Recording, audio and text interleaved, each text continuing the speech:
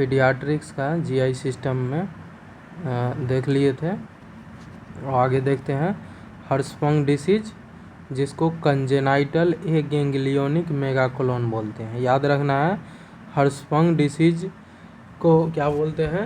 Congenital ए ganglionic megacolon. और congenital बोले तो बाई बर्थ, और ए अब्सेंट, और गैंग्लियोनिक सेल होता है। और इसमें जो क्या देखने को मिलेगा, जो नर्व सेल जो होता है उसमें क्या होता है, सिंपैथेटिक और पैरासिम्पैथिक। तो मेनली जो दिक्कत होगा पैरासिम्पैथेटिक में दिक्कत होगा। इंटेस्टाइन होता है, इंटेस्टाइन का जो होता है 4 लेयर होता है। इनर जो होता है म्यूकोजा होता है, और आउटर जो होता है वो सिरोसा होता है। ठीक है, तो क्या है, इनर टू आउटर देखते हैं।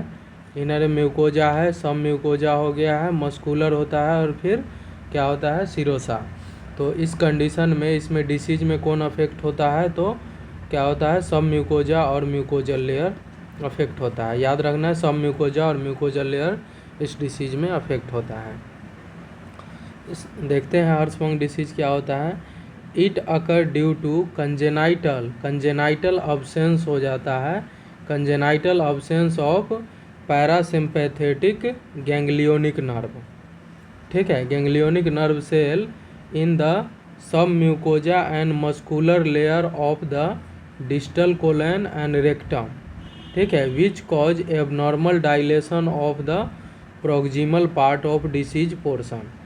ठीक है, याद रखना है, इस डिसीज में congenital absence of parasympathetic ganglionic nerve cell देखने को मिलता है। कहाँ पे, तो सब म्यूकोजा और म्यूकोजल लेयर में।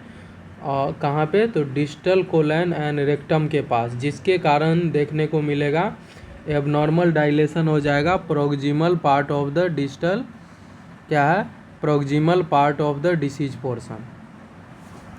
अब देखते हैं peristalsis of intestine due to, क्या होता है, पेरिस्टालसिस कौन सा होता है, तो क्या होता है, मतलब मिजनर्स प्लेक्सिस होता है, और क्या होता है, मतलब ऑर्वेक प्लेक्सिस।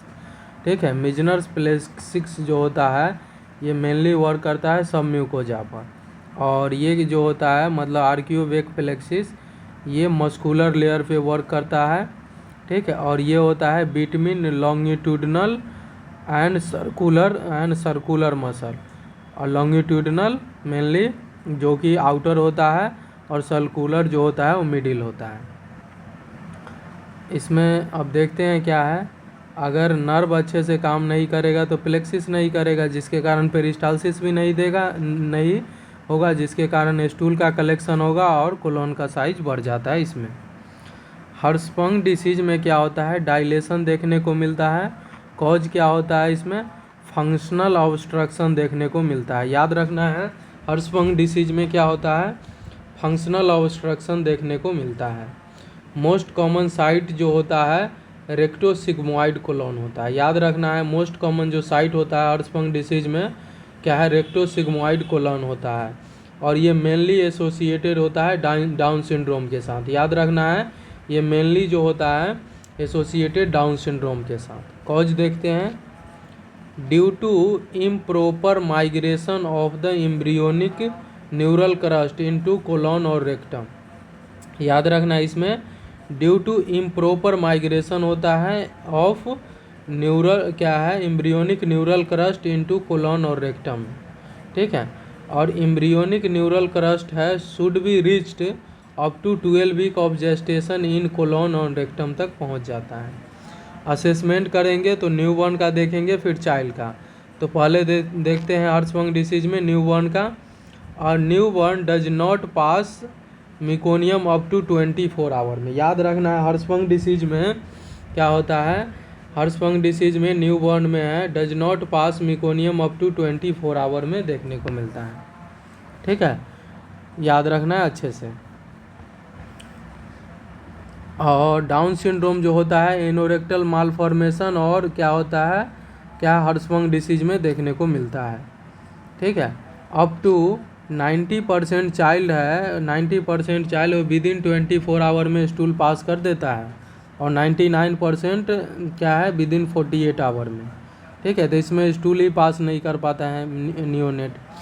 कलेक्शन ऑफ स्टूल देखने को मिलेगा, अमाउंट बढ़ेगा जिसके कारण गैस बढ़ेगा, जिसके कारण ये डिस्टेंशन हो जाएगा एब्डोमेन के। याद रखना है। तो इस कंडीशन में क्या है, एब्डोमिनल डिस्टेंशन देखने को मिलेगा। याद रखना है, एब्डोमिनल डिस्टेंशन देखने को मिलेगा। और वोमिटिंग जो होगा ना हर्षफंग डिसीज में बिलियस वोमिटिंग देखने को मिलेगा। याद रखना है, वोमिटिंग जो होगा वो बिलियस वोमिटिंग होगा। डिहाइड्रेशन का चांस होगा वोमिटिंग के कारण।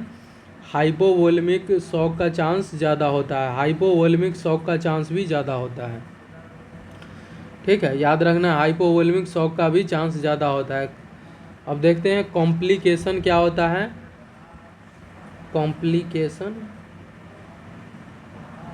कॉम्प्लिकेशन जो है क्या है, इंट्रोकोलाइटिस देखने को मिलता है। क्या है, इंट्रोकोलाइटिस, जिसमें स्मॉल और लार्ज इंटेस्टाइन का इन्फ्लामेशन हो जाता है। क्या है, इंट्रोकोलाइटिस। याद रखना, इंट्रोकोलाइटिस होता है जिसमें स्मॉल इंटेस्टाइन और लार्ज इंटेस्टाइन का इन्फ्लामेशन हो जाता है। ठीक है, ड्यू टू फीकल इन्फेक्शन के कारण। याद रखना है, ड्यू टू किसके कारण, फीकल इन्फेक्शन के कारण। ठीक है, म्यूकोजल लेयर में चिपक जाता है। याद रखना है, ड्यू टू फीकल इन्फेक्शन के कारण देखने को मिलता है क्या, तो इंट्रोकोलाइटिस, जिसमें स्मॉल और लार्ज इंटेस्टाइन का इन्फ्लामेशन हो जाता है। अब इंट्रोकोलाइटिस में क्या देखने को मिलता है, फीवर देखने को मिलता है और जीआई ब्लीडिंग होता है। और क्या है, एक्सप्लोसिव वाटरी डायरिया होता है। याद रखना है, क्या है, इंट्रोकोलाइटिस में क्लिनिकल फीचर जो है फीवर है, जीआई ब्लीडिंग और क्या है, एक्सप्लोसिव वाटरी डायरिया देखने को मिलेगा। तो फर्स्ट नर्सिंग प्रायोरिटी हमारा क्या रहेगा इस कंडीशन में, तो नोटिफाई कर देना है डॉक्टर को। याद रखना है, इंट्रोकोलाइटिस में अगर फीवर हो गया है या जीआई ब्लीडिंग हो गया है या एक्सप्लोसिव वाटरी डायरिया हो रहा है, तो फर्स्ट नर्सिंग प्रायोरिटी है क्या है, डॉक्टर को नोटिफाई कर देना है। चाइल्ड में क्या देखने को मिलेगा, कॉन्स्टिपेशन देखने को मिलता है, रिबन लाइक स्टूल देखने को मिलता है हर्षफंग डिसीज में। याद रखना है, रिबन लाइक स्टूल देखने को मिलता है, रिबन लाइक स्टूल देखने को मिलता है। ठीक है, हर्षफंग डिसीज में और कोलोन कैंसर में भी रिबन लाइक स्टूल देखने को मिलता है। वोमिटिंग जो होगा इसमें बिलियस वोमिटिंग हो गया, एब्डोमिनल डिस्टेंशन होगा, वेट गेन जो होगा वो पुअर होगा और ग्रोथ भी है वो डिले हो जाएगा। तो चाइल्ड में कॉन्स्टिपेशन भी देखने को मिलेगा, रिबन लाइक स्टूल तो याद ही रखना है हर्षफंग डिसीज में। वोमिटिंग होगा जो बिलियस होगा, एब्डोमिनल डिस्टेंशन देखने को मिलता है, वेट गेन होगा वो पुअर होगा और ग्रोथ भी डिले होगा। अब डायग्नोस्टिक वाल्वेशन देखते हैं, तो faecal mass on palpation of the lower left abdomen. ठीक है, याद रखना है, फील करेंगे तो फीकल मास है, जब पाल्पेट करेंगे तो लोअर लेफ्ट एब्डोमेन में देखने को मिलेगा। क्या है, लोअर लेफ्ट एब्डोमेन में क्या है, फील करेंगे फीकल मास जब पाल्पेट करेंगे। रेक्टम एग्जामिनेशन करते हैं, rectal examination. On rectal examination explosive leakage of gas और स्टूल देखने को मिलेगा, विच एक्यूमुलेशन इन कोलॉन में। बेरियम एनीमा करते हैं, लोकेशन ऑफ ऑब्स्ट्रक्शन जानने के लिए, जो हेल्प करता है डायग्नोसिस ऑफ हर्षफंग डिसीज। उसके बाद अपने को क्या करना है, एनोरेक्टल क्या है, एनोरेक्टल मीनोमेट्री करते हैं। एनोरेक्टल मीनोमेट्री बोले तो इंटरनल एनल स्पिंटर पे ये किया जाता है। मीनो मतलब प्रोसेस होता है और मेट्री मतलब मेजर किया जाता है। मतलब एनोरेक्टल को अगर मेजर करना हो तो किससे करते हैं, एनोरेक्टल मीनोमेट्री से करते हैं। और इंटरनल एनल स्पिंटर जो होता है वो स्मूथ मसल होता है। याद रखना है, ये स्मूथ मसल होता है। अब देखते हैं pressure at internal anal sphincter fail to drop during anorectal manometry procedure. तो हर्षफंग डिसीज में क्या है, pressure at internal anal sphincter fail to drop during anorectal manometry process Hirschsprung disease में। रेक्टल बायोप्सी याद रखना है, हर्षफंग डिसीज में confirmatory test होता है हर्षफंग डिसीज का, रेक्टल बायोप्सी। सैंपल लेते हैं इसमें बायोप्सी और हिस्टोलॉजिकल एग्जामिनेशन करते हैं, जिसमें नर्व सेल अब्सेंट देखने को मिलेगा। तो रेक्टल बायोप्सी याद है, कन्फर्मेटरी टेस्ट होता है, इसमें रेक्टल कटिंग और सक्शनिंग मेथड के द्वारा। अब मैनेजमेंट कैसे करना है, तो याद रखना है लो रेसिड्यूअल डाइट देते हैं जिसमें लो फाइबर होता है due to small amount of stool के लिए। ठीक है, लो फाइबर डाइट में जैसे मिल्क को अगर हटा देंगे तो लो फाइबर डाइट, जैसे लो रेसिड्यूअल डाइट देते हैं, no use of milk. Stool softener देंगे क्या, लैक्टोज।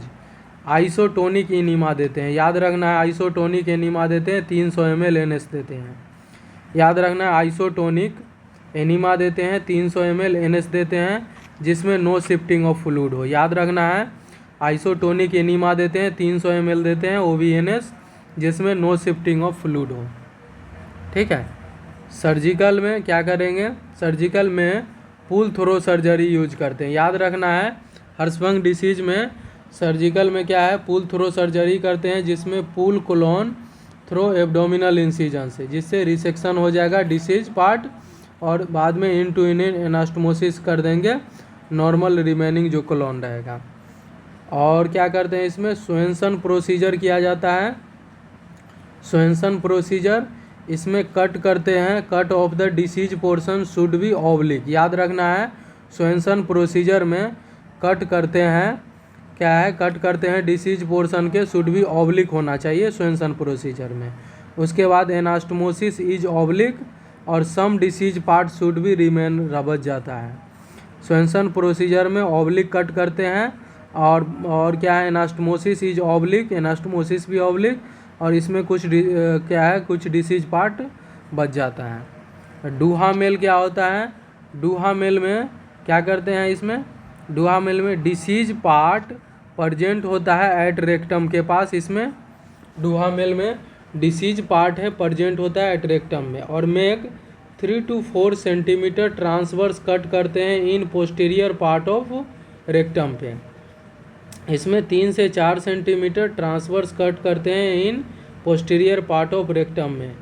ठीक है, और कनेक्ट कर देते हैं कोलोन को विथ इंसिजन के साथ। याद रखना है उसके कनेक्ट कर देते हैं कोलोन को विथ इंसिजन के साथ जिसमें गुड वोवेल कनेक्ट हो जाए बैड वोवेल से। अब देखते हैं डूहा मेल हो गया। अब देखते हैं सोएस प्रोसीजर क्या है, क्या है सोएस प्रोसीजर।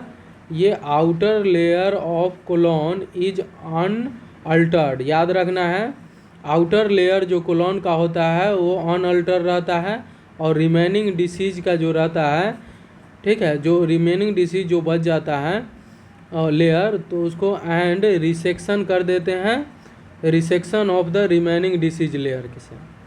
ठीक है, तो इसमें क्या है, पुल थ्रो सर्जरी करते हैं जिसमें कौन कौन सा है कि एक है सोएस प्रोसीजर, दूसरा है डूहा मेल प्रोसीजर करते हैं और फिर क्या है तो क्या स्वेंसन प्रोसीजर इसमें किया जाता है। याद रखना अच्छे से। और अब देखते हैं प्री ऑपरेटिव क्या करेंगे, लो रेसिड्यूअल डाइट देना है, मोनिटर करना है एब्डोमिनल गर्थ को जिससे फाइंड आउट हो जाए एब्डोमिनल डिस्टेंशन के बारे में।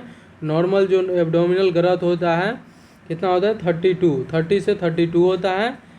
सेमी फाउलर पोजीशन देते हैं बिकॉज डिस्टेंस्टेंट एब्डोमेन है वो शिफ्ट हो जाए क्या है डायफ्राम अपवार्ड इन सुपाइन पोजीशन में, तो ब्रीदिंग डिफ़िकल्टी हो जाएगा। तो याद रखना है सेमी फाउलर पोजीशन हम यूज करते हैं। ठीक है, और डेली रेक्टल इरिगेशन करना है। ठीक है, मोनिटर करेंगे साइन ऑफ हाइपोवोल्मिक शॉक के लिए, मोनिटर करना है अपने को साइन ऑफ हाइपोवोल्मिक शॉक के लिए। ठीक है, जिसमें हाइपोवोल्मिक शॉक में पता है बीपी कम हो जाता है, टेकीकार्डिया और रेस्पिरेटरी रेट बढ़ जाता है। इफ़ अगर लोकल पेन है is subside and generalise pain appear after some time it is means peritonitis occur due to leakage of stool in peritoneal cavity by perforation के कारण। अगर local infection is subside and generalise pain अगर appear हो गया after some time तो patient में peritonitis हो सकता है due to leakage of stool in peritoneal cavity by perforation के कारण। पोस्ट ऑपरेटिव केयर क्या करना है, मोनिटर करना है एब्डोमिनल गर्थ, असेस करना है surgical site for sign of infection के लिए। और इन्फेक्शन का साइन जो होता है रेडनेस स्वेलिंग और पस डिस्चार्ज होता है, रेडनेस स्वेलिंग और पस डिस्चार्ज। क्या है एनपीओ रखना है till bowel sound note appear. याद रखना है और वोवेल साउंड है वो रीअपियर होता है आफ्टर 48 से 72 hour of surgery. Vowel sound है रीअपियर होता है अप टू, ठीक है, आफ्टर 48 से 72 आवर में। मेंटेन करना है आईवी लाइन को, ठीक है, मेंटेन करना है एनजी ट्यूब को फॉर इंटरमीडिएट सक्शन के लिए, और असेस करना है साइन ऑफ ओवर हाइड्रेशन और डिहाइड्रेशन के लिए। एजुकेट करना है पेरेंट को अबाउट कोलेस्टोमी केयर कैसे किया जाता है। अब देखते हैं नेक्स्ट कंडीशन, सिलियक डिसीज, जिसको ग्लूटियल एंट्रोपैथी बोलते हैं और एट्रोपिक स्प्रू। याद रखना है सिलियक डिसीज का दूसरा नाम है ग्लूटियन एंट्रोपैथी और एट्रोपिक स्प्रू। इसमें क्या होता है ग्लूटियन जो होता है ग्लूटियन, ठीक, ग्लूटियन एंट्रोपैथी देखते हैं। ग्लूटियन मतलब प्रोटीन, ठीक है, और किसका, स्मॉल इंटेस्टाइन का ये डिसीज होता है। ग्लूटियन है प्रोटीन है जो कि अमाइनो एसिड से बना होता है, और क्या ग्लूटामाइन अमाइनो एसिड है, ये मेटाबॉलिज्म होगा तो क्या है गिलियाडीन बन जाता है, क्या है गिलियाडीन, ठीक है। और इसका कॉज क्या होता है, क्या है, अगर ऑप्शन में रहेगा ग्लूटियन, ग्लूटामाइन और गिलियाडीन तो इसमें ऑल ऑफ द एबव लगाना है, ठीक है। ऑप्शन में अगर ऐसे रहेगा ग्लूटियन, ग्लूटामाइन और गिलियाडीन तो इसमें ऑल ऑफ द एबव। ग्लूटियन जो होता है वो प्रोटीन होता है जो कि वाटर इनसॉल्यूबल होता है, वाटर में इनसॉल्यूबल होता है ये ग्लूटियन, और अल्कोहल में सॉल्यूबल होता है, याद रखना है ग्लूटियन। और मेनली प्रेजेंट कहाँ पे होता है, मेनली जो प्रेजेंट होता है ब्रो करके याद रखना है, BROW। इससे क्या होता है, B से बार्ली हो गया, R से राई हो गया, O से ओट होता है और W से वीट होता है। तो याद रखना है बीट, बार्ली, राई और ओट से में मेनली प्रेजेंट होता है ये ग्लूटियन।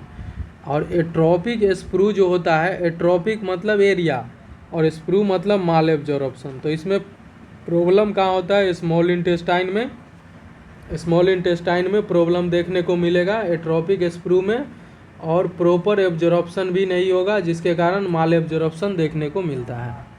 अब देखते हैं क्या है ट्रॉपिकल स्प्रू क्या होता है, क्या it is not a coeliac disease. याद रखना है ट्रॉपिकल स्प्रू है ये, it is not a coeliac disease, ये एक तरह से बैक्टीरियल डिसीज होता है और अफेक्टेड करता है होल इंटेस्टाइन को ट्रॉपिकल स्प्रू में, ठीक है। और सिलियक डिसीज है ये ऑटो इम्यून डिसीज होता है, याद रखना है सिलियक डिसीज जो है वो ऑटो इम्यून डिसीज होता है, ठीक है, क्योंकि बीट जो होता है वो ग्लूटियन में होता है, और ये जो है वो क्या एडिएबल प्रोटीन होता है, ठीक है। Coeliac disease appear in 1 to 5 year of age if it is a congenital, ठीक है। याद रखना है सिलियक डिसीज है अपीयर होता है इन 1 to 5 ईयर ऑफ एज में, if it is a congenital, if it is a congenital 1 साल के अंदर ये नहीं होता है। 0 से 6 मंथ में, 0 से 6 मंथ में तो हम एक्सक्लूसिव ब्रेस्ट फीडिंग देते हैं, और 6 से 12 मंथ में हम सॉलिड और सेमी सॉलिड फूड देते हैं। तो सिलियक डिसीज है 1 से 5 साल में देखने को मिलता है, ठीक है। अब देखते हैं acquired coeliac disease. Acquired coeliac disease, ये एक्वायर्ड सिलियक डिसीज होता है, ठीक है। सिलियक डिसीज में क्या है, हीलिंग होगा तो इम्यून सिस्टम एक्टिवेटेड होगा, और ओवर एक्टिवेटेड होगा तो ऑटो इम्यून डेवलप होगा, और ऑटो इम्यून डेवलप होगा तो सिलियक डिसीज करा देगा। और मेनली जो होता है कहाँ का ये दिक्कत है, स्मॉल इंटेस्टाइन का दिक्कत है, ये ज़्यादा बेटर आंसर है। अगर ये ऑप्शन में नहीं रहेगा तो ड्यूडेनम हम कंसीडर करते हैं। याद रखना है स्मॉल इंटेस्टाइन का ये प्रॉब्लम होता है, अगर ये ऑप्शन में नहीं रहेगा तो ड्यूडेनम हम कंसीडर करते हैं। और ग्लूटियन जो होता है, ग्लूटियन प्रोटीन का जो है मेटाबॉलिज्म अच्छे से नहीं हो तो वेस्ट मटेरियल नहीं बनता है। और एंजाइम जो होता है इसमें टिश्यू ट्रांस ग्लूटामेज होता है, जो ये क्या करेगा, मतलब प्रोटीन क्या है, मतलब इस पे ये वर्क करता है प्रोटीन पे, इसी कारण से तो ये ऑटो इम्यून होता है जिसमें एंटीजन और एंटीबॉडी का रिएक्शन देखने को मिलता है। खुद का ही एंटीबॉडी इस पर क्या है अटैक कर जाता है। एंटीबॉडी है फॉर्मेशन करता है against tissue transglutaminase enzyme पे, जिसके कारण क्या IgA anti tissue transglutaminase जो होता है ये डज नॉट वर्क प्रॉपरली, जिसके कारण ये डज नॉट वर्क प्रॉपरली नहीं कर पाता है। ठीक है, फॉर्मेशन कर लेता है एंटीबॉडी को अगेंस्ट किसके खिलाफ, तो याद रखना है टिश्यू ट्रांस ग्लूटामिनेज एंजाइम के खिलाफ, जिसके कारण ये क्या IgA है एंटी टिश्यू ट्रांस ग्लूटामिनेज, जिसके कारण क्या है डू नॉट वर्क प्रॉपरली, जिसके कारण इम्प्रॉपर मेटाबॉलिज्म हो जाएगा ग्लूटियन का।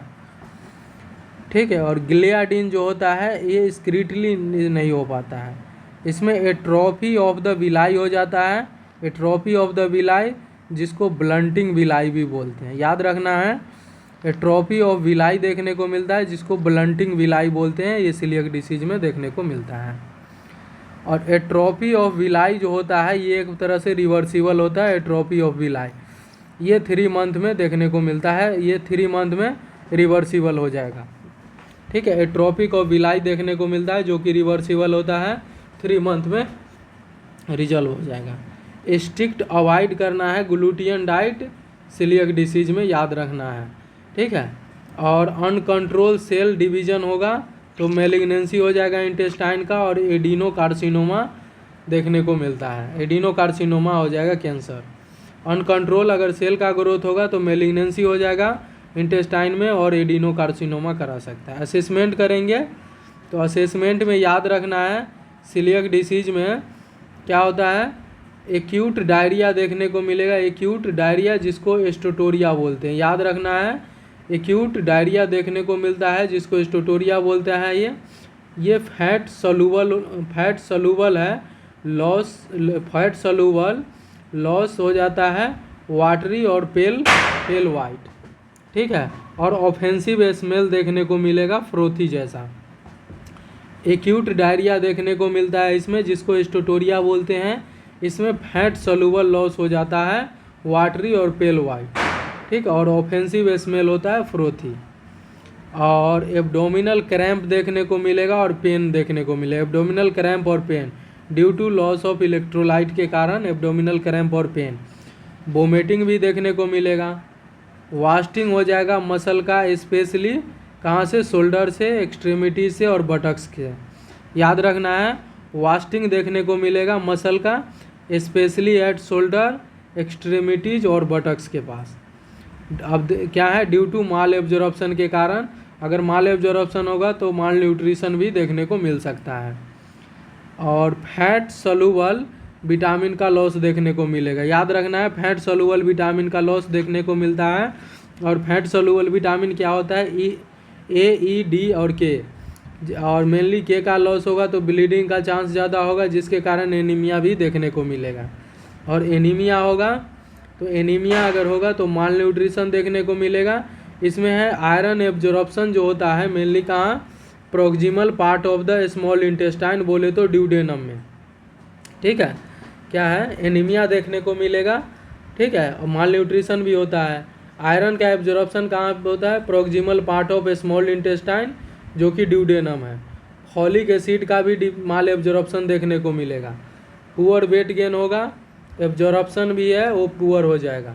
अमाइनो एसिड का एब्जॉर्प्शन भी पुअर देखने को मिलेगा, जिससे प्रोटीन का सिंथेसिस भी पुअर हो जाएगा।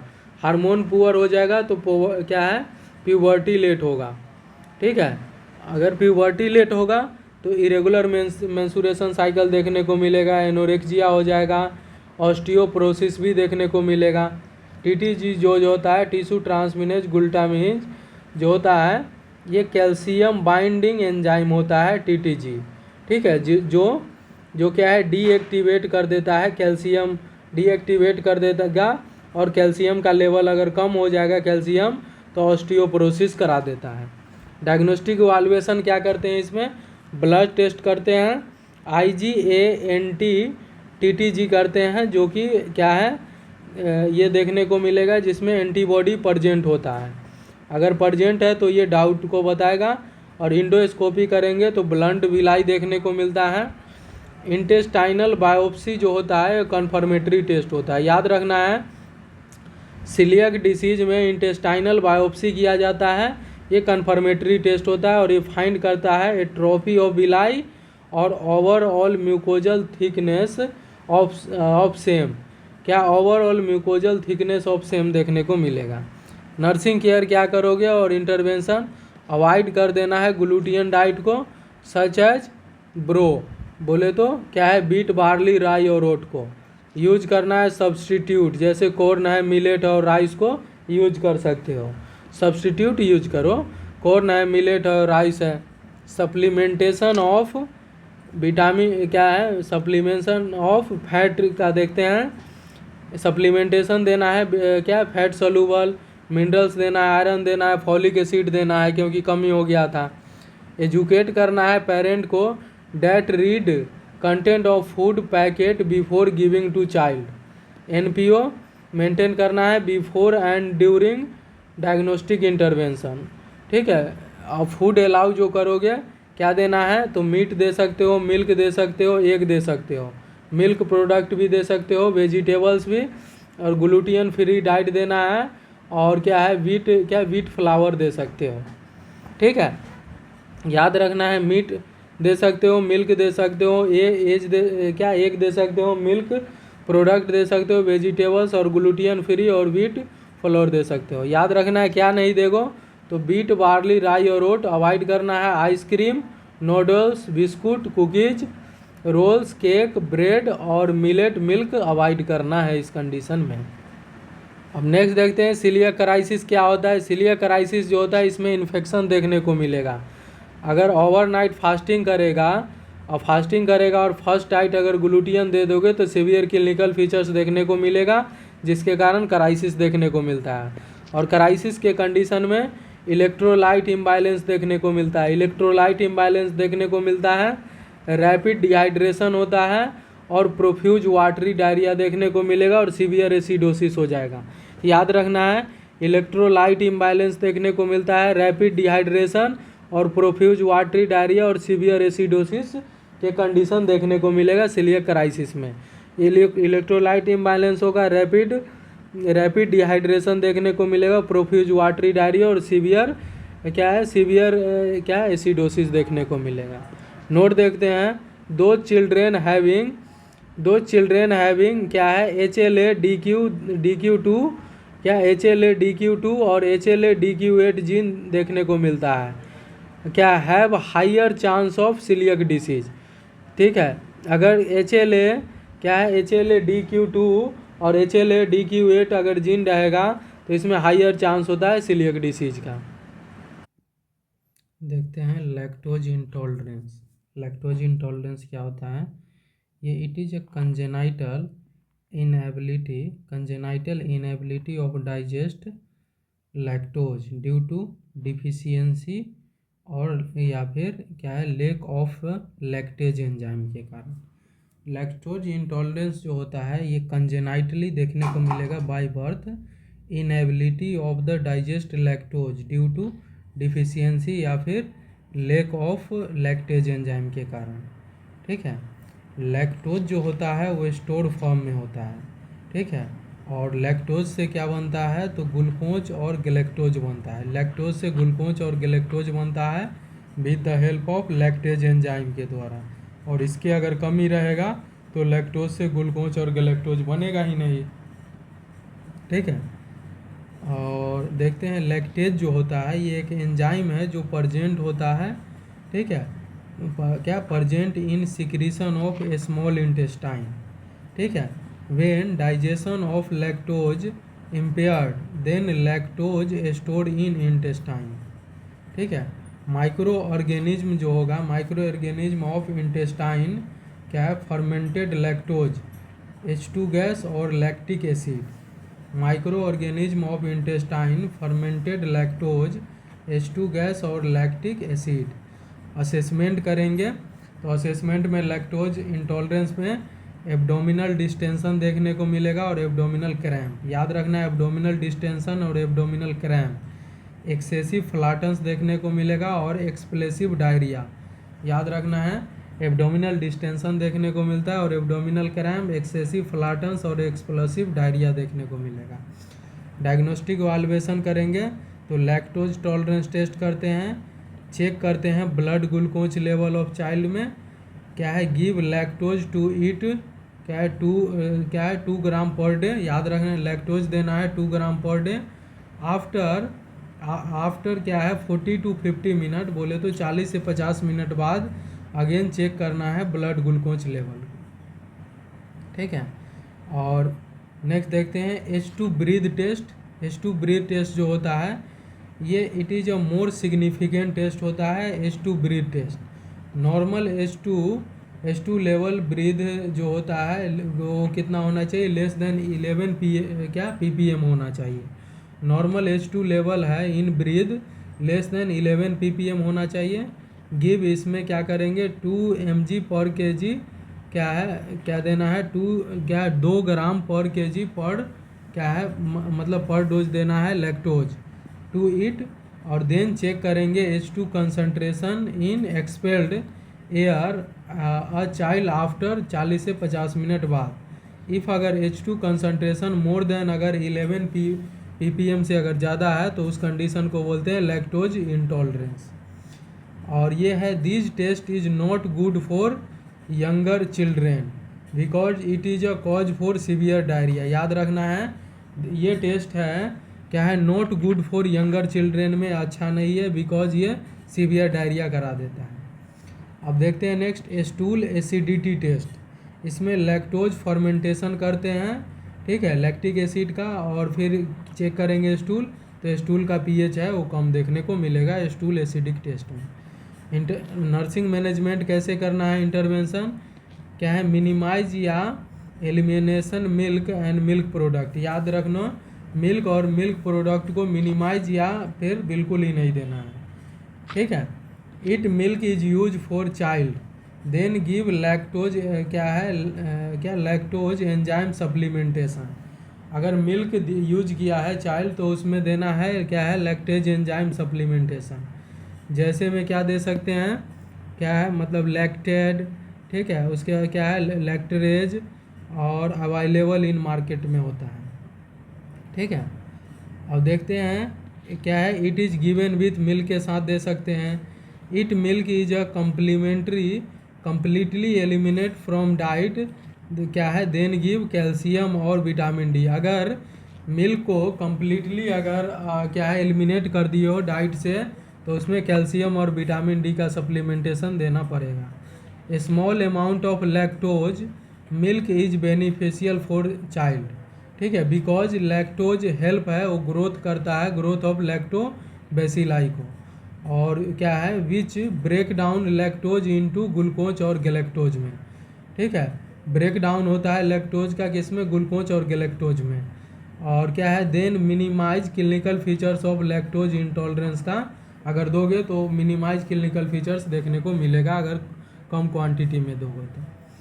अवॉइड करना है मिल्क और मिल्क प्रोडक्ट जैसे चीज़, आइसक्रीम और पोडल्स को अवॉइड करना है। देना क्या है कर्ड दे सकते हो, योगार्ट कैन बी गिव जिसमें लैक्टोबैसिलाई देखने को मिलता है, तो क्या क्या दे सकते हो, कर्ड दे सकते हो, योगार्ट दे सकते हो, कैन बी गिव, ठीक है, लैक्टोज बैसिलाई। अब देखते हैं नेक्स्ट कंडीशन देखते हैं abdominal wall defect. Abdominal wall defect में पहला देखते हैं क्या है मतलब गैस्ट्रियासिस। क्या है गैस्ट्रियासिस, ये जो होता है it occur when herniation of intestine from the lateral aspect of the umbilical ring through the defect of abdominal muscle. याद रखना है इसमें क्या होता है हर्निएशन हो जाता है इंटेस्टाइन का फ्रॉम कहाँ से, from the lateral aspect of the umbilical ring through defect of abdominal muscle, उसको बोलते हैं गैस्ट्रियासिस। जिसमें क्या होता है no sac covering on defect देखने को मिलेगा, कोई सेक नहीं रहेगा, और एवरेज साइज जो होगा हर्निएटेड पार्ट का 4 सेंटीमीटर होगा इसमें, और मोस्ट कॉमनली स्मॉल इंटेस्टाइन और लेस पार्ट कुछ लार्ज इंटेस्टाइन का भी इन्वॉल्व होता है, तो मोस्ट कॉमनली स्मॉल इंटेस्टाइन का दिक्कत होता है। अब देखते हैं नेक्स्ट क्या है ओम सेफेलो, क्या है मतलब ओम सेफेलो और क्या एक्जोम फैलस, ठीक है, ये क्या होता है, herniation of intestine to umbilicus cord और नियर टू अम्लाइकल कोड। इसमें क्या होता है, हर्निएशन होता है इंटेस्टाइन का ड्यू टू अम्लाइकल कोड और नियर टू अम्लाइकल कोड, और इसमें सेक प्रेजेंट होता है ओवर डिफेक्ट। ठीक है, याद रखना है। रप्चर हो जाता है इसमें, रप्चर ऑफ सेक क्या है, कैन कॉज इविसरेशन ऑफ इंटेस्टाइन हो सकता है। अगर रप्चर हो जाएगा सेक का तो इविसरेशन ऑफ इंटेस्टाइन देखने को मिलता है। अल्फ़ा फीटोप्रोटीन जो है, अल्फ़ा फीटोप्रोटीन वो डिक्रीज हो जाता है डाउन सिंड्रोम में, और इंक्रीज हो जाता है एनटीडी और एब्डोमिनल वॉल डिफेक्ट में। याद रखना है, एनटीडी जो है क्या है, इंक्रीज हो जाएगा एनटीडी और एब्डोमिनल वॉल डिफेक्ट में अल्फ़ा फीटोप्रोटीन। अब देखते हैं, और जो ये देखने को मिलता है कब देखते हैं, 6 से 10 वीक ऑफ जेस्टेशन में ये देखने को मिलता है। इटियोलॉजी देखते हैं, इडियोपैथिक होता है, रिस्क फैक्टर ओवर यूज कर लेगा एसिटामिनोफेन का। हाइपोक्सिया वो भी क्रोनिक इन प्रेगनेंसी में, हाइपोक्सिया होगा क्रोनिक इन प्रेगनेंसी में। ऑल क्लोजर डिफेक्ट होगा तो इंक्रीज हो जाएगा अल्फ़ा फीटोप्रोटीन। ठीक है, याद रखना है, अल्फ़ा फीटोप्रोटीन ज़्यादा देखने को मिलेगा। ठीक है, और abdominal wall defect are associated with polyhydramnios. याद रखना है, एब्डोमिनल वॉल डिफेक्ट देखने को मिलेगा एसोसिएटेड विथ पॉलीहाइड्रामिनोज के साथ। इंटरवेंशन करेंगे तो मेन प्रायोरिटी देखने को मिलेगा, मेन प्रायोरिटी जो होगा इन prevent drying and herniated part. याद रखना है, मेन प्रायोरिटी जो देंगे प्रिवेंट ड्राइंग और हर्निएटेड पार्ट। याद रखना है, प्रिवेंट करना है ड्राइंग और हर्निएटेड पार्ट को, और कवर करेंगे by normal saline dipped sterile gauze से। याद रखना है, कवर करना है by normal saline dipped sterile gauze से। यूज करना है abdominal wrap, to prevent progress of herniation. याद रखना है, यूज करना है abdominal abdominal wrap to prevent progress of herniation. याद रखना है, यूज करना है एब्डोमिनल रैप टू प्रिवेंट हो जाए progress of herniation. NG tube placement for intestinal decompression के लिए एनजी ट्यूब प्लेसमेंट कर सकते हैं। यूज करना है एब्डोमिनल रैप जिससे प्रिवेंट हो जाए progression of herniation. NG tube placement करेंगे इंटेस्टाइनल डीकम्प्रेशन के लिए। आरएल और आईवी लाइन हम चलाते हैं।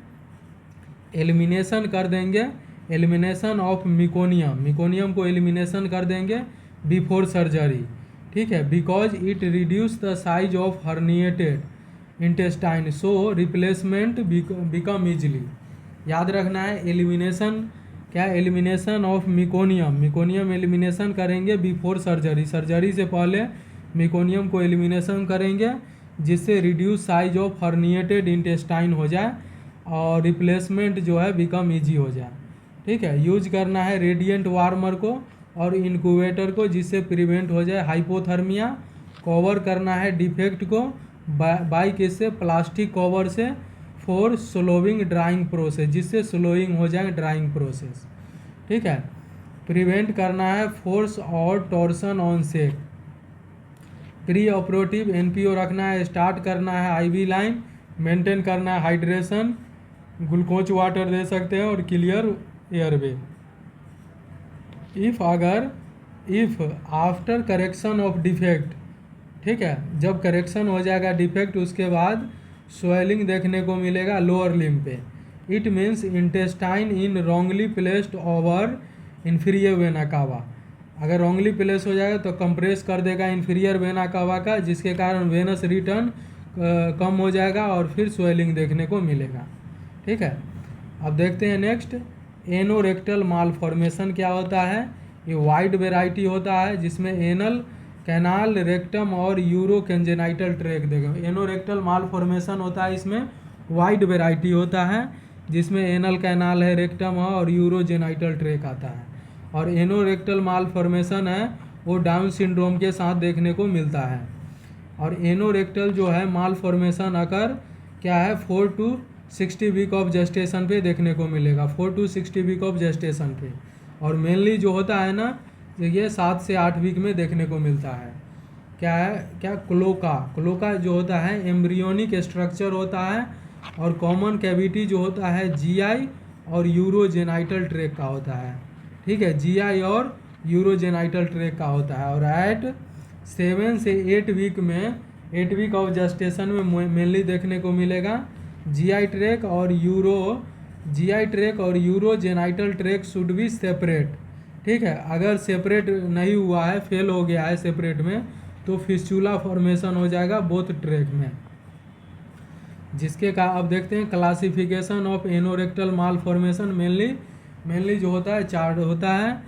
एनल स्टेनोसिस मतलब नैरो हो जाता है, और टोटल केस का ये 10% देखने को मिलता है एनल स्टेनोसिस। ठीक है, इसमें जो होता है क्या है, स्टेनोसिस हो जाता है इस कंडीशन में। ठीक है, क्या है, ये जो होता है एनल पार्ट से क्या है 1 से 4 सेंटीमीटर एबव है, स्टेनोसिस हो जाता है। अब देखते हैं एनल मेम्ब्रेन एट्रेसिया। इसमें क्या है, एनल ओपनिंग होता है बाई मेम्ब्रेन, और ये रहेगा वो क्लोज देखने को मिलेगा। Persistent anal membrane atresia. ठीक है, इसमें क्या होता है, परसिस्टेंट एब्डोमिनल मेम्ब्रेन देखने को मिलेगा, परसिस्टेंट एनल मेम्ब्रेन देखने को मिलेगा, जिसमें ट्रांसपेरेंट मेम्ब्रेन रहता है, ट्रांसपेरेंट ये मेम्ब्रेन जैसा देखने को मिलेगा। और मिकोनियम जो है इस कंडीशन में ग्रीन कलर का मिकोनियम देखने को मिलता है।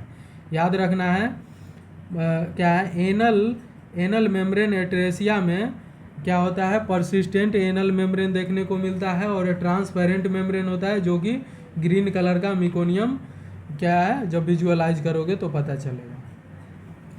एनल एजेनेसिस या फिर क्या है, क्या इम्परफोरेटेड एनएस। एनल एजेनेसी क्या है, एनल एजेनेसिया या इम्परफोरेटेड एनएस। इसमें है नोट फॉर्म ही नहीं हो पाता है एनल एरिया, और ये मोस्ट कॉमन टाइप का होता है, 80% टोटल केसेस में देखने को मिलता है एनल एजेनेसिया या इम्परफोरेटेड एनएस। ठीक है, जिसमें नो एनल ओपनिंग और एनल डिम्पल इसमें प्रेजेंट होता है। याद रखना है, इसमें एनल डिम्पल प्रेजेंट होता है। ठीक है, और ये 2 टाइप का होता है। ठीक है, जो हाई रहेगा उसको देखेंगे, टाइप ऑफ इन्फॉर्मेटेड एनएस होता है, और एक होता है लो। तो इसमें देखते हैं हाई इम्परफोरेटेड एनएस देखते हैं। It occur at 4 week of gestation पे ये देखने को मिलता है। डिस्टेंस होता है बिटवीन एनल रेक्टम और एनल डिम्पल के बीच मोर देन 1.5 सेंटीमीटर, और रेक्टम जो होता है सिचुएटेड होता है एबव द प्यूबोकोक्सिजियल लाइन पे। ठीक है, क्या है, रेक्टम सिचुएटेड होता है एबव द प्यूबोकोक्सिजियल लाइन पे। ठीक है, हाई इनकॉर्पोरेटेड एनएस है, ये 4 वीक ऑफ जेस्टेशन पे देखने को मिलेगा, और इसका डिस्टेंस होगा बिटवीन एनल रेक्टम और एनल डिम्पल के बीच मोर देन 1.5 सेंटीमीटर, और रेक्टम होगा वो सिचुएटेड होगा एबव द प्यूबोकोक्सिजियल लाइन पे। और लो एनल क्या है, लो इनकॉर्पोरेटेड एनएस देखते हैं, ये ईट अगर होता है क्या है 10 से 12 वीक ऑफ जेस्टेशन पे।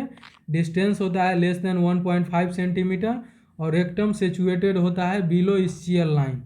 ठीक है, और blind rectum has fistula connection such as recto peritoneal fistula, recto urethral, recto क्या है वेजाइनल, रेक्टो वेसाइकल। अब देखते हैं रेक्टल एट्रेसिया। रेक्टल एट्रेसिया जो होता है ये नॉर्मल एनल कैनाल होता है। इसमें रेक्टल एट्रेसिया में नॉर्मल एनल ओपनिंग होगा। रेक्टम इज ब्लाइंड, रेक्टम जो होगा वो ब्लाइंड होगा, सिचुएटेड इन हॉल क्या है हैलो ऑफ सेक्रम पे।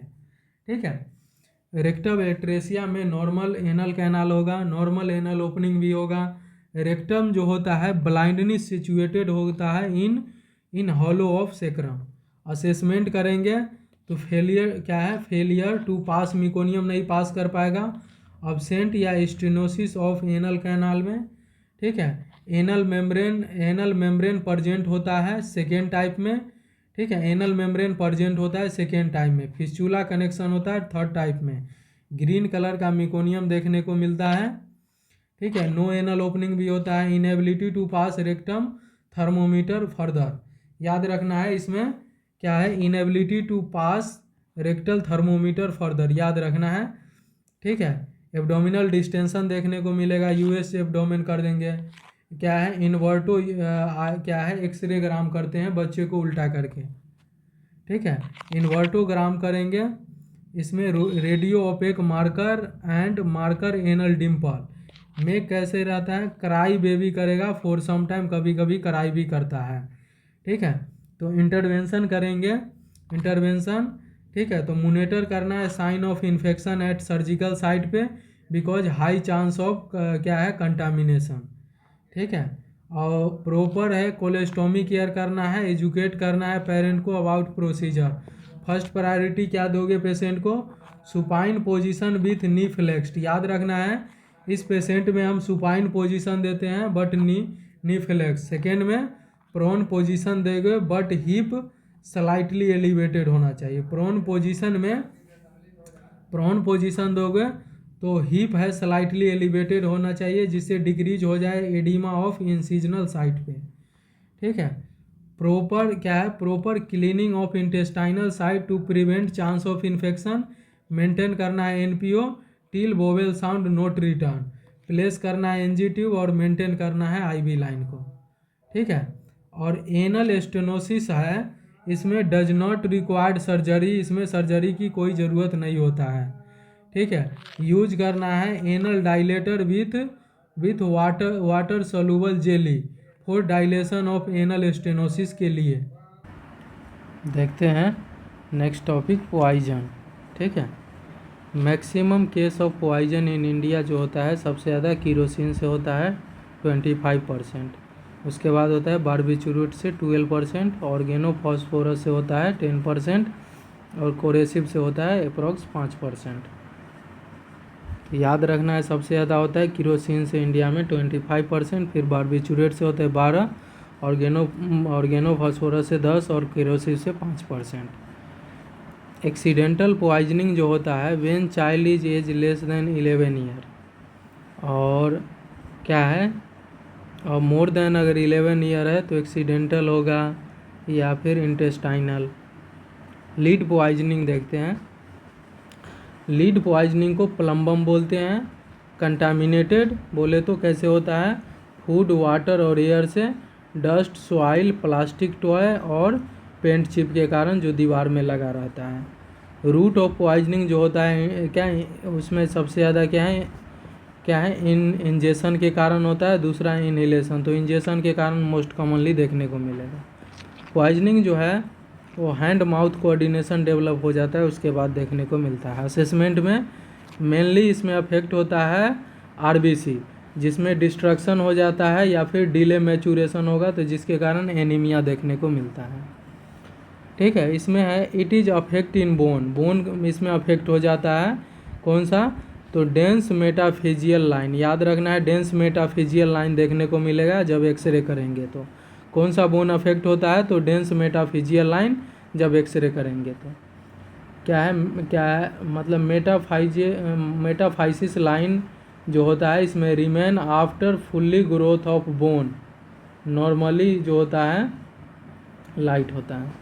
अब टीथ देखते हैं, टीथ कैसा रहेगा, ड्यू टू लीड पॉइजनिंग के कारण परमानेंट लाइनिंग या स्पॉट ऑफ टीथ देखने को मिलेगा, ठीक है। टीथ में है देखने को मिलता है due to lead poisoning permanent lining या स्पॉट ऑफ टीथ हो जाता है। सीएनएस में क्या होता है, सीजर देखने को मिलेगा, क्या है ADHD mental retardation, seizure ADHD और मेंटल रिटार्डेशन देखने को मिले। स्क्रीनिंग करेंगे तो इन्वेस्टिगेशन करना है, सीरम लीड लेवल हम चेक करना है, ब्लड में लीड लेवल कितना होता है, ठीक है। और बॉडी में अगर लेस देन 5 माइक्रोग्राम पर डीएल है तो ये नॉर्मल है, ठीक है। अगर अप टू 10 माइक्रोग्राम पर डीएल हो गया है तो रिपीट करना है टेस्ट इन 1 ईयर में, ठीक है। और 10 से 14 ग्राम माइक्रोग्राम पर डीएल अगर हो गया है तो एजुकेट करना है पेरेंट को that keep this child in lead free environment में रहना है। अगर 20 से 40 माइक्रोग्राम पर डीएल है तो ये कीट लीड पॉइजनिंग को ये बताता है, इसमें स्टार्ट कर देना है ट्रीटमेंट। अगर मोर देन 70 70 अगर हो गया है माइक्रोग्राम पर DL तो ये क्रोनिक और सीवियर लीड पॉइजनिंग को बताता है। इसमें मेडिकल इमरजेंसी होता है, इसमें इमीडिएट स्टार्ट करना पड़ेगा ट्रीटमेंट। ठीक है, इसमें इंक्रीज हो जाता है इरिथ्रोसाइट और प्रोटोपोरफिन टेस्ट। ठीक है, जिसमें HB में हीम और ग्लोबिन होता है, जिसमें हीम में आयरन कमी हो जाता है और प्रोटोपोरफायरिन बढ़ जाता है। ठीक है, तो इसमें देखने को मिलेगा क्या है, मोर देन 35 क्या है मिलीक्वेलन पर लीटर लीड पॉइजनिंग में, क्या लीड का पॉइजनिंग होगा तो, या फिर आयरन डिफिशियंसी एनीमिया होगा तो। मैनेजमेंट कैसे करना है, चिलेटिन थेरेपी देते हैं, चिलेटिन थेरेपी देते हैं। ठीक है, चिलेटिन थेरेपी देते हैं लीड पॉइजनिंग में। This therapy can be use all heavy metal poisoning में यूज कर सकते हैं चिलेटिन थेरेपी। और प्लम्बम जो होता है ये हैवी मेटल होता है। It helpful in removal of blood from blood circulation. Example, chelating agent जो होता है, चिलेटिंग एजेंट देते हैं, जिसमें क्या देते हैं, क्या है डाइमर कैप्रोल देते हैं। ठीक है, और ये क्या होता है BAL इन ऑयल। ठीक है, ब्रिटिश एंटी क्या है ल्यूसाइट होता है इन ऑयल में। अगर ऑयल से क्या ऑयल पिगमेंट और ग्रानेट, ठीक है, अगर ऑयल से उसको एलर्जी रहेगा, पीनेट है, ग्राउंडनेट ऑयल है, तो इसको अवॉइड कर देना है। जैसे देखो लिखा हुआ है, if any child have allergy for ground nut, तो अवॉइड कर देना है क्या है डाइमर कैप्रोल। तो उसमें हम क्या देते हैं, क्या सोडियम, क्या है कैल्शियम डाई सोडियम EDTA देते हैं, कैल्शियम डाई सोडियम EDTA देते हैं उस कंडीशन में। ठीक है, डाइमर कैप्रोल नहीं देंगे। ये भी अगर नहीं रहेगा ऑप्शन में तो क्या देते हैं, क्या है स्यूकेमियर और डिपेंसिलानामाइड और oral thymine. Nursing responsibility maintain करना है अपने को हाइड्रेशन स्टेटस ड्यूरिंग चिलेटिन थेरेपी। जब चिलेटिन थेरेपी चल रहा हो तो मेंटेन हाइड्रेशन करना है। इनटेक आउटपुट चार्ट मॉनिटर करना है, यूरिन आउटपुट, और फिर फॉलोअप के लिए। अब देखते हैं नेक्स्ट कंडीशन देते हैं acetaminophen poisoning PCM। Toxic dose जो होता है चाइल्ड में जो होता है, चाइल्ड एज अगर है लेस देन 12 ईयर है तो मोर देन अगर 200 mg पर kg अगर कंज्यूम कर लिया है तो देखने को, अगर 12 साल से कम है बच्चा और 200 mg पर kg से ज़्यादा हो गया तो उसको बोलते हैं एसिटामिनोफेन पॉइजनिंग। इसमें ब्लड टेस्ट करेंगे तो मोर देन अगर 150 mg पर DL है तो ये टॉक्सिक डोज को बताता है। असेसमेंट करेंगे तो क्लिनिकल फीचर डिपेंड होता है डोज, ड्यूरेशन ऑफ पॉइजनिंग, और हिपेटोटॉक्सिसिटी करा देता है, लीवर को चौपट करा देता है एसिटामिनोफेन। ठीक है, क्लिनिकल फीचर्स जो देखने को मिलता है अर्ली और लेट। अर्ली क्लिनिकल फीचर्स क्या होगा, ठीक है, विदिन 2 to 4 आवर में क्या होगा, जब एसिटामिनोफेन का पॉइजनिंग होगा तो नोजिया वोमिटिंग हो जाएगा, हेडेक देखने को मिलेगा, स्वेलिंग होगा, मिलेज और वीकनेस देखने को मिलता है। अर्ली क्लिनिकल फीचर 2 से 4 घंटे के अंदर में नोजिया वोमिटिंग, हेडेक, स्वेलिंग, मिलेज और वीकनेस देखने को मिलता है। ठीक है, नोजिया वोमिटिंग, हेडेक, स्वेलिंग, मिलेज और वीकनेस। और लेट क्लिनिकल फीचर्स क्या देखने को मिलेगा, विदिन क्या है 24 से 36 घंटे में लीवर इन्वॉल्वमेंट हो जाएगा, पेन देखने को मिलेगा राइट अपर क्वाड्रेंट में, जॉन्डिस देखने को मिलेगा, कन्फ्यूजन और स्टूपरस देखने को मिलेगा, लीवर एंजाइम बढ़ जाएगा जिसमें SGOT और SGPT, ठीक है, ये बढ़ जाएगा। तो लेट क्लिनिकल फीचर्स होता है 24 से 36 घंटे में डेवलप होगा जिसमें लीवर इन्वॉल्वमेंट हो जाता है, पेन देखने को मिलता है राइट अपर क्वाड्रेंट में, जॉन्डिस हो जाएगा, कन्फ्यूजन और स्टूपरस देखने को मिलेगा और लीवर एंजाइम बढ़ा रहेगा जिसमें SGOT और PO2। और प्रोलॉन्ग क्या है प्रोथ्रम्बिंग टाइम देखने को मिलेगा जब लीवर क्या है इम्पेयरमेंट होगा, तो प्रोलॉन्ग हो जाएगा प्रोथ्रम्बिंग टाइम जब लीवर क्या है जब लीवर इम्पेयरमेंट होगा। तो मैनेजमेंट कैसे करेंगे, तो एंटीडोट देते हैं। PCM का एंटीडोट जो होता है क्या होता है, अपोवाइड का, अपोवाइड जो PCM है उसको N-एसिटाइलसिस्टीन देते हैं। क्या N-एसिटाइलसिस्टीन देते हैं, ये एंटीडोट होता है एसिटामिनोफेन का। और कितना देते हैं 140 mg पर kg पर ये लोडिंग डोज होता है और मेंटेनेंस डोज में 70 mg देते हैं। और डाइल्यूट करते हैं जूस और सोडा में। याद रखना है, डाइल्यूट करते हैं किसमें, क्या है, जूस और सोडा में। एस्पिरिन देखते हैं, एस्पिरिन पॉइजनिंग को, एस्पिरिन को और क्या बोलते हैं, एसिटाइल सैलिसिलिक एसिड बोलते हैं। ठीक है, इसका ओवरडोज अगर हो जाएगा, एस्पिरिन का अगर पॉइजनिंग होगा तो एक्यूट डोज में जब सिंगल डोज 300 से 500 mg पर केजी दोगे और क्रोनिक में 100 से 200 mg पर केजी पर डे दोगे मोर देन 2 डेज के लिए, तो एस्पिरिन पॉइजनिंग हो जाएगा। अगर ओवरडोज होगा तो ये इनहिबिट कर देता है क्रेब्स साइकिल को, जिससे एटीपी कम बनेगा और अमाइनो एसिड सिंथेसिस भी कम कर देता है। ठीक है, और ऑक्सीडेटिव फॉस्फोरिलेशन को भी ये कम कर देता है, जिससे न्यूट्रिएंट नहीं बन पाएगा और एटीपी भी कम रहता है। असेसमेंट करेंगे एस्पिरिन पॉइजनिंग में तो नोजिया वोमिटिंग देखने को मिलेगा एस्पिरिन पॉइजनिंग में। क्या है, क्या हाइपरअपनिया देखने को मिलेगा due to stimulation of respiratory centre by aspirin के द्वारा। तो इनिशियली में तो रेस्पायरेटरी अल्कोलोसिस होता है कुछ समय के लिए। ठीक है, नोजिया वोमिटिंग और हाइपरअपनिया। ठीक है, डिहाइड्रेशन देखने को मिलेगा, थ्रस्ट बढ़ जाएगा, ओलिगोयूरिया हो जाएगा। ठीक है, टिनाइटस देखने को मिलता है। याद रखना है, एस्पिरिन का पॉइजनिंग में टिनाइटिस देखने को मिलता है। ये early sign of aspirin poisoning होता है टिनाइटस। रिंगिंग देखने को मिलेगा, रिंगिंग साउंड।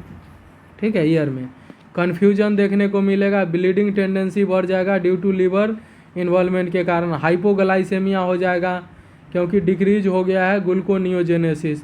हाइपोग्लाइसेमिया देखने को मिलेगा, ब्लीडिंग टेंडेंसी हो जाता है, कन्फ्यूजन है। क्या टिनाइटस जो होता है early sign of aspirin poisoning होता है इन चाइल्ड में। ओलिगोयूरिया है, थ्रस्ट बढ़ जाएगा, डिहाइड्रेशन देखने को मिलेगा, नोजिया वोमिटिंग और हाइपरअपनिया देखने को मिलेगा।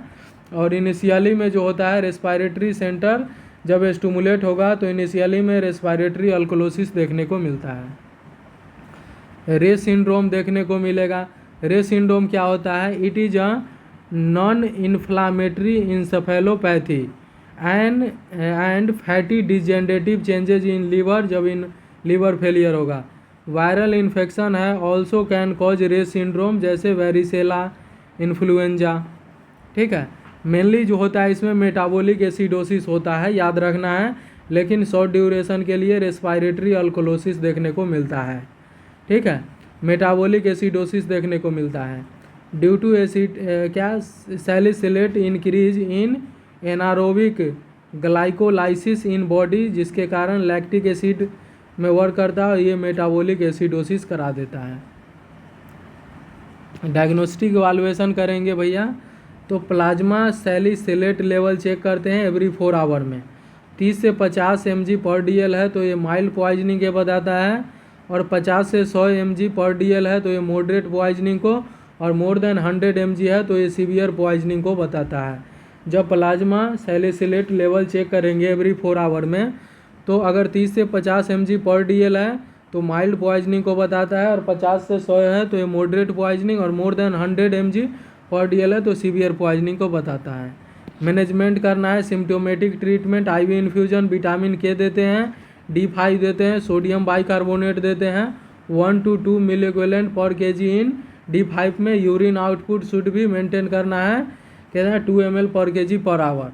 अवॉइड करना है इंटूबेशन टिल रेस्पायरेटरी अल्कोलोसिस प्रजेंट, जब तक रेस्पायरेटरी अल्कोलोसिस प्रजेंट है तब तक इंटूबेशन अवॉइड करना है।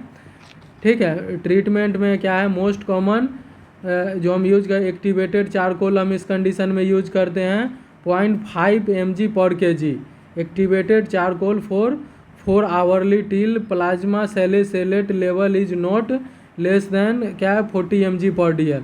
जब तक लेस देन 40 ग्राम से कम न हो जाए तब तक हमको देना है 0.5 mg पर kg एक्टिवेटेड चारकोल। ठीक है, गैस्ट्रिक लवाज करते हैं रेयर केस में। Dialysis only use in case of severe poisoning में डायलिसिस भी करना पड़ सकता है।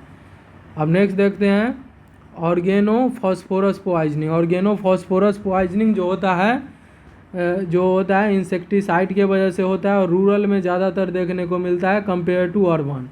मैकेनिज्म जो होता है, एसिटाइल कोलिन जो होता है ये न्यूरोट्रांसमीटर होता है, जिसमें क्या होता है एसिटाइल क्या कोलिनेस्ट्रेज जो होता है ये कोलिन और एसिटिक एसिड में चेंज कर देता है, तो इस डिसीज में डिक्रीज हो जाता है ये एसिटाइल कोलिनेस्टरेज।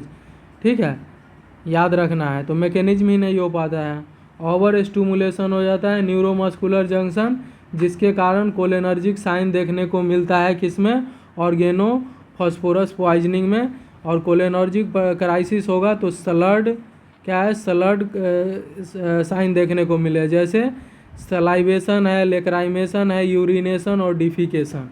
सलर्ड, सलर्ड से एस से सलाइवेशन, एल से लैक्रीमेशन, यू से यूरिनेशन और डी से डिफिकेशन। ठीक है, एक्सेसिव म्यूकस देखने को मिलेगा रेस्पायरेटरी ट्रैक में, तो वीजिंग साइन देखने को मिलता है। इम्प्रॉपर हो जाएगा मसल मैकेनिज्म, तो रेस्पायरेटरी फेलियर देखने को मिलेगा due to paralysis of respiratory muscle. Flaccid paralysis हो जाएगा, कंस्ट्रिक्ट प्यूपिल हो जाता है, याद रखना है ऑर्गेनोफॉस्फेट पॉइजनिंग में कंस्ट्रिक्ट प्यूपिल हो जाता है। एंजाइटी और रेस्टलेसनेस देखने को मिलता है, एंजाइटी और रेस्टलेसनेस। इंटरवेंशन कैसे करना है, वॉश क्या है, वॉश करना है हैंड को सोप से, और आई को किससे करना है, तो एन से है। एंटीडोट जो हम देते हैं इसमें हम क्या देते हैं, एट्रोपिन देते हैं, याद रखना है। एट्रोपिन जो होता है ऑर्गेनोफॉस्फेट पॉइजनिंग होगा तो एंटीडोट जो हम देते हैं एट्रोपिन देते हैं, कितना है 0.02 से 0.05 mg पर kg पर डोज देते हैं एवरी 10 to 30 मिनट में। एवरी 10 to 30 मिनट में 10 से 30 मिनट में देना है। 0.02 से 0.05 mg पर kg पर डोज देते हैं एवरी 10 से 30 मिनट के अंदर। ठीक है, ये एंटीडोट होता है एट्रोपिन ऑर्गेनोफॉस्फेट पॉइजनिंग का। ठीक है, अब देखते हैं next, till clinical features are not result, जब तक रिजॉल्व ना हो जाए। ठीक है, उसके बाद क्या है, क्या देते हैं, क्या है मतलब क्या है क्या है, क्या पैरालीडेविन, पैरालीडेविन ऑल्सो यूज कर सकते हैं, इंटूबेशन की ज़रूरत पड़ सकता है। Child should be under observation रखना है 24 से 28 घंटे तक after resolve of cholinergic crisis.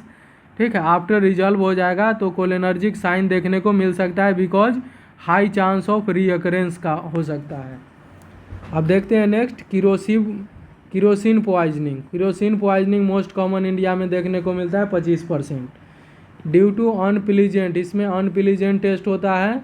Kerosene mainly है टेकन इन फ्यू स्लिप, क्या है फ्यू सिप करेगा उसी में देखने को मिल सकता है kerosene poisoning. More than 30 ml हो जाएगा तो उसको लिथल डोज बोलते हैं। असेसमेंट करेंगे तो किरोसिन जो है वो इरिटेट कर देता है माउथ को एंड अपर जीआई ट्रैक्ट को। इफ़ किरोसिन एस्पिरेट, अगर किरोसिन एस्पिरेट कर लिया है, it can cause chemical pneumonia हो सकता है, ड्राउजीनेस हो सकता है, लेथार्जी हो सकता है, कन्वल्जन हो सकता है और हिपैटिक टॉक्सिसिटी हो सकता है। किरोसिन जो होता है ये इरिटेट कर देता है माउथ को और अपर जीआई ट्रैक्ट को, और किरोसिन एस्पिरेट कर लिया है तो केमिकल निमोनिया देखने को मिलेगा, ड्राउजीनेस है, लेथार्जिक है, कन्वल्जन और हिपैटिक टॉक्सिसिटी देखने को मिलता है। तो इंटरवेंशन क्या करना है, वोमिटिंग कराना है। गैस्ट्रिक लवाज जो होता है इज कंट्रा इंडिकेटेड होता है, याद रखना है वोमिटिंग और गैस्ट्रिक लवाज जो होता है वो कंट्रा इंडिकेटेड होता है किरोसिन पॉइजनिंग में। फ्लूइड एंड एडमिनिस्ट्रेट करेंगे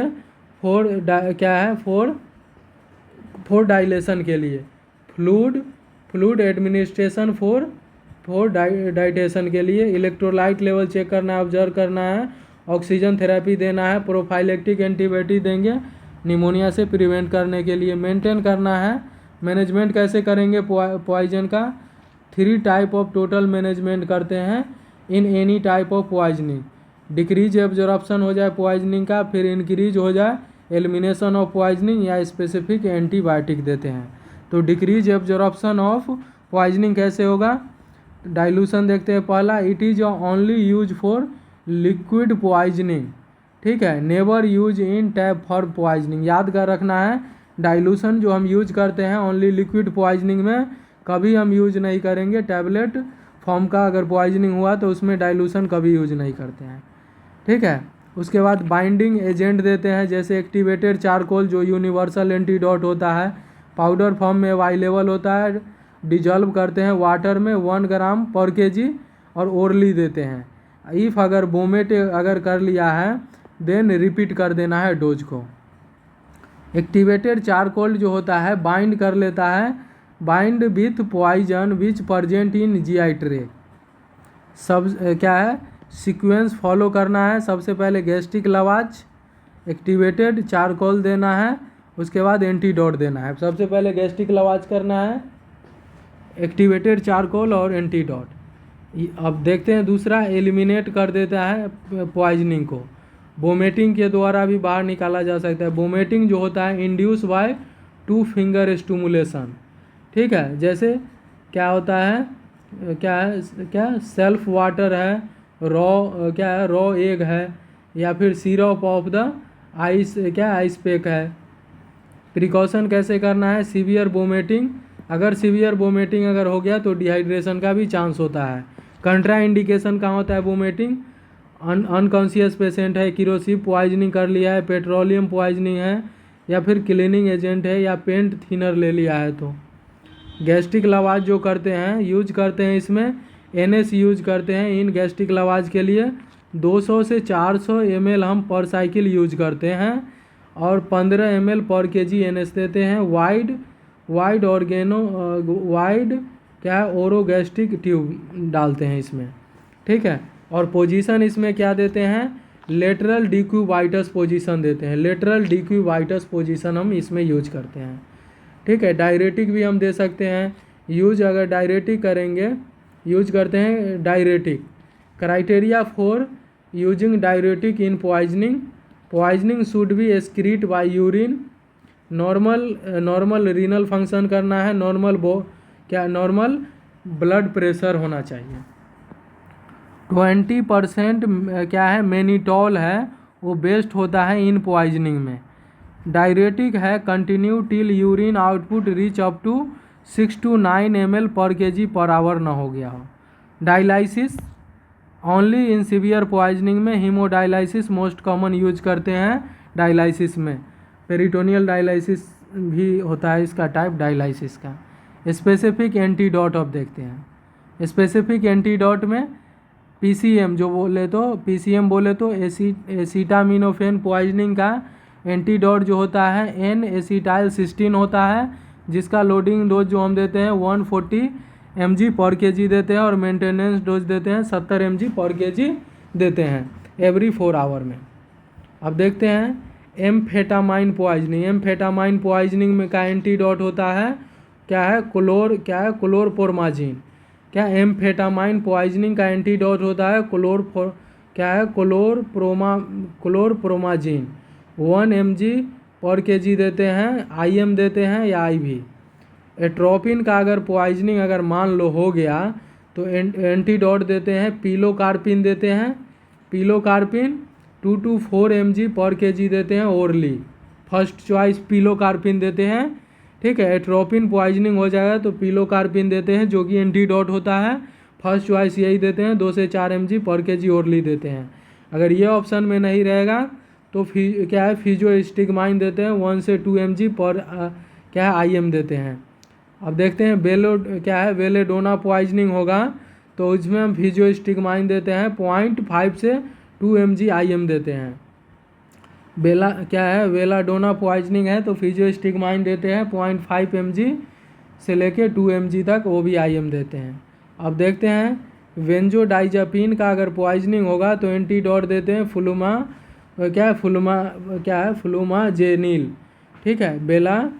बेंजोडाइजापीन का पॉइजनिंग हो जाएगा तो फ्लूमाजेनिल देते हैं और इंक्रीज कर देता है डोज एट 1 मिनट इंटरवल पे, पहले 0.1 0.2 फिर 0.3 mg करके बढ़ाते जाना है। बेंजोडाइजेपान का पॉइजनिंग होता क्या देते हैं फ्लूमाजेनिल। कार्बन डाइऑक्साइड का पॉइजनिंग है तो हाइपरबेरिक ऑक्सीजन दो 100%। साइनाइड का पॉइजनिंग है तो एंटीडोट में अमाइल नाइट्रेट देते हैं 0.3 ml, और ये नहीं रहेगा तो सोडियम नाइट्रेट देते हैं 0.33 ml पर केजी, और ये भी नहीं रहेगा तो सोडियम थियोसल्फेट देते हैं 1.65 ml पर केजी। अब देखते हैं क्या है इथेनिल, क्या है इथेनिल, क्या ग्लिसरॉल, क्या इथिलीन ग्लिसरॉल का पॉइजनिंग है तो एंटीडोट जो देते हैं इथेनॉल देते हैं। 10% बोले तो 10 ml पर kg देते हैं बाई IV, और 95% में 1 ml पर kg देते हैं बाई ओरल। अब देखते हैं हैवी मेटल का पॉइजनिंग है तो एंटीडोट जो हम क्या है चिलेटिन एजेंट देते हैं, चिलेटिन एजेंट जिसमें क्या देते हैं डाइमर कैप्रोल, क्या है 12 से 24 mg पर kg per day in 6 divided dose में। ये ऑप्शन में नहीं रहेगा तो क्या देते हैं, क्या है कैल्शियम डाई सोडियम EDTA देते हैं 50 से 75 mg पर kg देते हैं इन 4 डिवाइडेड डोज में। ये ऑप्शन में नहीं रहे तो डी पेंसेलामाइन देते हैं 20 से 40 mg पर kg per day for 5 day के लिए। हिपेरिन का टॉक्सिसिटी, हिपेरिन का जब टॉक्सिसिटी होगा तो प्रोटामाइन सल्फेट हम देते हैं एंटीडोट के रूप में, कितना देते हैं 1 mg देते हैं फॉर 100 यूनिट ऑफ प्रिपरेशन के लिए, प्रिपरेशन ऑफ हिपेरिन के लिए। आयरन टॉक्सिसिटी होगा तो एंटीडोट जो हम देते हैं डेफ्रेक्जामाइन देते हैं, क्या है डेफ्रेक्जामाइन देते हैं। आयरन का जब टॉक्सिसिटी होगा तो एंटीडोट देते हैं डेफ्रेक्जामाइन, कितना देते हैं 15 mg पर kg पर आवर देते हैं IV, और 12 से 36 घंटे तक इसको ध्यान से देखते रहना है। यूरिन का कलर हो जाता है शुड भी नॉर्मल होता है। विन रोज अगर कलर है, विन रोज यूरिन अगर है रेड हो जाता है इन आयरन का टॉक्सिसिटी में। विन रोज यूरिन हो जाता है, विन रोज यूरिन है जब आयरन का टॉक्सिसिटी होगा तो आयरन का टॉक्सिसिटी होगा तो डेफ्रेक्जामाइन देते हैं 15 mg देते हैं पर kg पर आवर 12 से 36 घंटे में हमको ध्यान देना है। यूरिन कलर नॉर्मल होता है, यूरिन कलर इसमें शुड भी नॉर्मल होता है। अगर विन रोज यूरिन हो रहा है तो ये बताता है आयरन टॉक्सिसिटी। अब नेक्स्ट देखते हैं आइसोनियाजाइड पॉइजनिंग। एंटीडोट जो होता है क्या देते हैं विटामिन B6 देखते हैं पायरिडॉक्सिन 1 mg B6 देते हैं फॉर ईच mg आइसोनियाजाइड, वो भी IV, ठीक है। अब देखते हैं मॉर्फिन। अगर मॉर्फिन का टॉक्सिसिटी अगर हो गया है तो मॉर्फिन का टॉक्सिसिटी जो होता है उसमें हम नैलोक्सोन देते हैं। मॉर्फिन का टॉक्सिसिटी में मॉर्फिन जो होता है ऑपियोइड होता है और मॉर्फिन का जो एंटीडोट होता है नैलोक्सोन होता है, कितना देते हैं 0.1 mg पर kg, और वो भी IV। एवरी 2 to 3 मिनट में हमको चेक करना है, एवरी 2 to 3 मिनट में अगर रिजॉल्व नहीं हुआ है तो। बीटा ब्लॉकर टॉक्सिसिटी अगर हो जाएगा तो एंटीडोट एट्रोपिन देते हैं, क्या है 0.01 से 0.02 mg पर kg पर डोज देते हैं। ये ऑप्शन में नहीं रहेगा तो ग्लूकागोन देते हैं बीटा ब्लॉकर टॉक्सिसिटी में, क्या है 0.25, ठीक है mg। और वारफेरिन का टॉक्सिसिटी होगा तो एंटीडोट विटामिन K देते हैं 5 से 10 mg देते हैं IM। अब क्या है प्रिवेंशन ऑफ पॉइजनिंग कैसे बचाया जा सकता है, do not act medicine is tasty. बच्चों के लिए ये नहीं बताना है कि क्या है do not act the medicine is tasty, do not take over medicine in front of child, keep medicine is lock में रखना है, क्या है don't give medicine in dark room में नहीं रखना है, चेक करना है ट्वाइस, या expiry date of medicine prepare करना है, discard expiry medicine, toilet calendar और cleaning agent keep away from child रखना है, cosmetic material keep away from child रखना है। तो ये हो गया अपना कंप्लीट GI सिस्टम पीडियाट्रिक्स का।